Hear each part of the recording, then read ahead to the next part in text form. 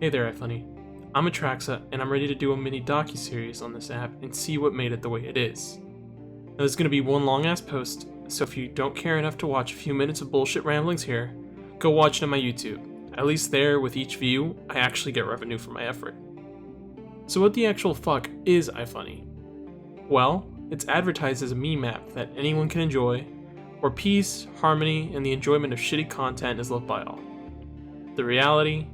Sniveling cesspool of people from every fucking spectrum trying to vie for control of a fucking meme app. Today is going to be a bit of a test video, and also the first part in a whatever the fuck long series.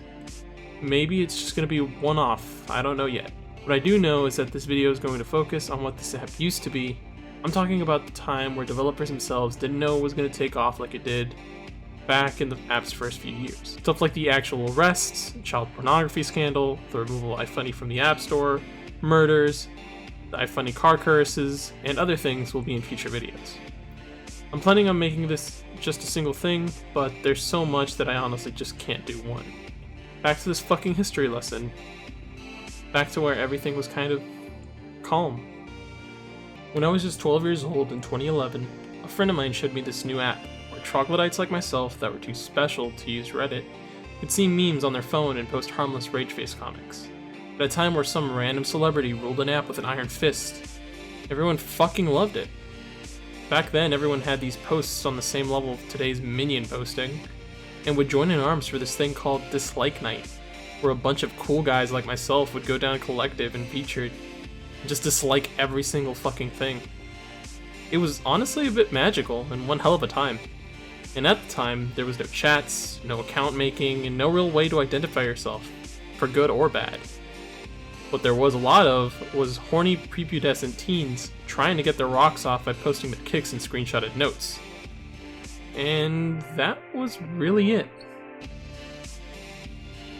There was no real violence or factions of Ifunny, where one group was calling the other group trash. Hell, if you wanted to complain, you had to go review it at the App Store, and you know how well the developers check that garbage can. So the app was calm-ish. I honestly can't explain how simple it was, but if you want to see it for yourself, go on Featured and try to shuffle until you get one from 2011 or 2012. Content was bad, but wholesome. People posted things that they enjoyed, not some deep-fried memes that, while I do enjoy it, seem to have lost a lot of its special flair. But then, a few months to a year later, a new hot throbbing update came out of the blue. Account making, and boy did that fucking change things. Everyone wanted to be the big-dicked head honcho of this app, and I think that's when I first saw the first cracks to show up. That was where people first started to steal memes and content to get bigger on the app. They can brag to their friends how big their internet cocks and useless fame was. And yes, I can see how ironic me posting this video here seems. The weird thing was that at the time, stealing memes actually got you in trouble. The community was still relatively small with about 100,000 users or so. And if you were caught stealing, your account was fucking dead, raided by hordes of children and other similar users bitching about you thieving ways in the comment sections nonstop. That's a far cry from today, where stealing memes got you all the useless fame you ever wanted. Back then, no one gave a single fuck what was in the featured. If you wanted to post a picture of a banana, you would be in the evening features that fucking hour. And I genuinely believe that there are more stock banana pictures in the featured catalog than anything else. In a way, the innocence of the time was still something I actually reminisce about. I made a lot of friends at the time, some I still even talk to.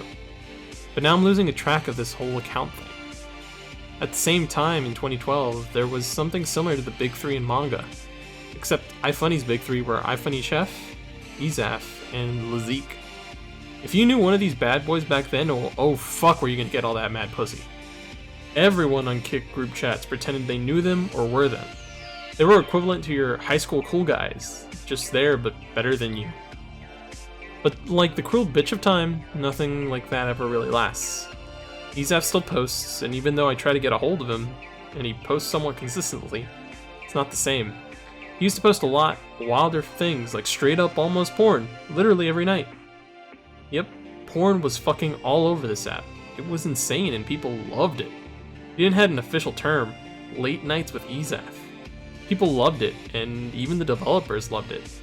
They would feature and comment things he would post, and there was this youthful camaraderie, almost like a few guys hanging out and just relaxing. It was fun, and my first 3 accounts I made on here are all still subbed to the guy. But now it feels like a bot posting whatever trash the meme subreddit is posting. And then, like a robot, powers down for the night. Now, I'm not saying the account is bad or useless by any means. I'm just saying that there's a huge difference from the fun in this shitty app called Ifunny from back then to now. Maybe I'm the only one with the problem, I don't know. But then there's the other human of the big 3, Lazik. Now, this account's been around for as long as having accounts was a thing. He had shirts made with the Ifunny logo on them and wore them in public. People fucking cheered. I swear, if I see any of you today say you're a proud Ifunny user in public, you're getting laughed at by me, your friends, and probably your parents, who would want to after-birth abort you after hearing that. Anyway, Lazik is an account as old as shit. If you scroll down his content, his first featured meme is from 2012. It was a wild time to see his popularity rise, and his face was constantly put out as the face of the company, acting like the bridge between the developers and us users. But the stress of that got to him, and he even posted a couple of goodbye forever images. I don't blame him, he was still a teenager at the time, and I couldn't begin to imagine the stress of having over 200,000 eyes looking at you whenever something went wrong. Since then, he's returned to the shit show, but even he himself is no longer really here. It's all content you find on Reddit and Tumblr, 4chan, and I don't even blame him. Trying to get popular on this app without committing a crime is also impossible these days. I'm going to talk about that at another time. These two changing this way really made me think about this app and what it's becoming. It's a big part of why I'm making this series in the first place. Both of them have over 100,000 followers, and they barely get any views on their content. As for the rest of Old Funny, a lot of old posters are gone, or worse, still here. Now, I'm not saying that it's all bad, or else a lot of us would still be here. The original feel of the app is long dead, buried under a pile of advertiser-friendly updates that were never really about user experience, but how to monetize us and sucker us into producing free content while they get all the ad revenue. Hell, the whole theme of my account was made because I was sick and tired of the ads in this app. Even Reddit has something, like karma coins, where you can give people kind of like a thank you for posting, here's $1 you whore. But this app, with its ever-growing microtransactions, is a burning ship. It's going to sink, with all of our accounts and friends we've made along with it.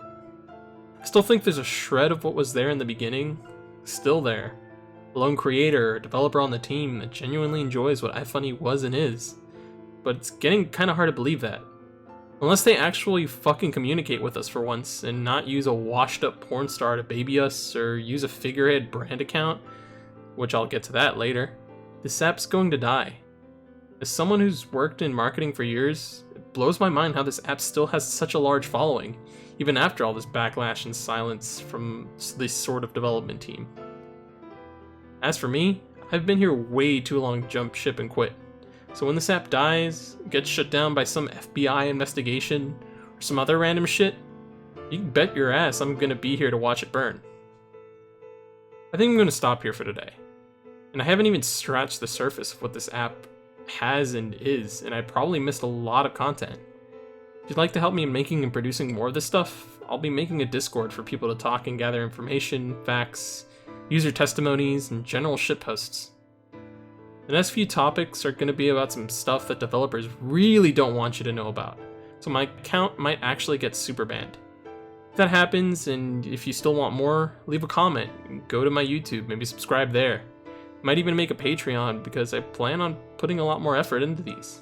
If people want more of this garbage, let me know with a comment. Thanks for watching. Till the end, boys. Till next time.